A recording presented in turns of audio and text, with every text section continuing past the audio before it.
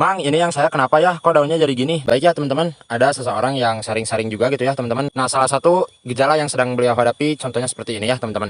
Nah, itu kita lihat sesuai ada yang ada di gambar gitu ya, sesuai yang ada di foto, itu sudah jelas itu klorosis ya, klorosis unsur hara. Terutama unsur hara apa Mang? Itu terutama unsur hara magnesium gitu ya teman-teman, magnesium. Nah, karena di situ di tulang-tulangnya tetap hijau gitu ya teman-teman, sedangkan di keseluruhannya kuning. Nah, itu defisiensi atau kekurangan unsur hara magnesium gitu ya teman-teman. Jadi magnesium itu unsur hara makrosekunder gitu ya teman-teman, unsur hara yang dibutuhkan dalam jumlah banyak gitu ya, namun bersifat cadangan. Karena yang bersifat inti itu unsur hara makro primer, yaitu ada N, P, K, nitrogen, fosfor, dan juga kalium. Nah, sedangkan magnesium, sulfur, dan juga kalsium itu juga sama-sama unsur hara makro ya, unsur hara makro. Jadi dalam artian unsur hara yang dibutuhkan dalam jumlah banyak.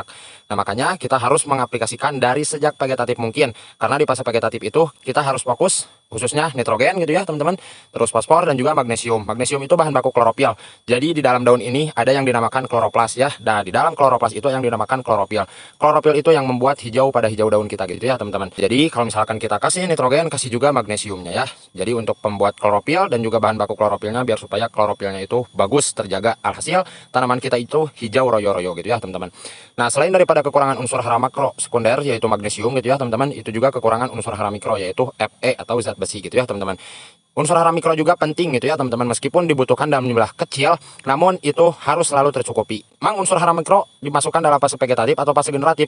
Dari fase vegetatif juga udah harus ada gitu ya teman-teman, udah harus masuk rutin 1 minggu sekali, baik itu unsur hara makro primer, baik unsur hara makro sekunder maupun unsur hara mikro. Unsur hara mikro itu apa saja Mang? Boron, mangan, zinc, molybdenum, tembaga ya teman-teman. Itu unsur hara mikro. Nah, salah satunya sesuai yang ada di gambar, sesuai yang ada di foto, itu juga kekurangan unsur hara Fe atau zat besi, selain kekurangan unsur hara magnesium yang intinya ya teman-teman. Jadi kita tinggal aplikasikan saja magnesium sulfat gitu ya teman-teman. Ini juga alhamdulillah barusan sudah pemupukan gitu ya teman-teman. Nah, ini pemupukan alhamdulillah untuk daun-daunnya masih tetap segar gitu ya teman-teman, hijau royo-royo, dan juga cabang-cabang tunas-tunas barunya juga wih masya Allah ya banyak sekali. Mantap Medodet, pokoknya kita harus tetap menjaga tanaman kita agar supaya sehat, agar supaya normal gitu ya teman-teman. Apalagi di cuaca-cuaca sekarang yang tidak menentu gitu ya teman-teman, apakah musim hujan atau musim kemarau, ini sangat membingungkan. Nah, makanya kita harus tetap optimalkan dan maksimalkan dalam perawatan biar supaya hasilnya memuaskan seperti itu ya teman-teman. Untuk tunas-tunas barunya wih mantap, nanti bisa bertambah-tambah lagi nih ya teman-teman, sesuai yang sudah besar juga yang sekarang udah mau mulai masuk fase generatif.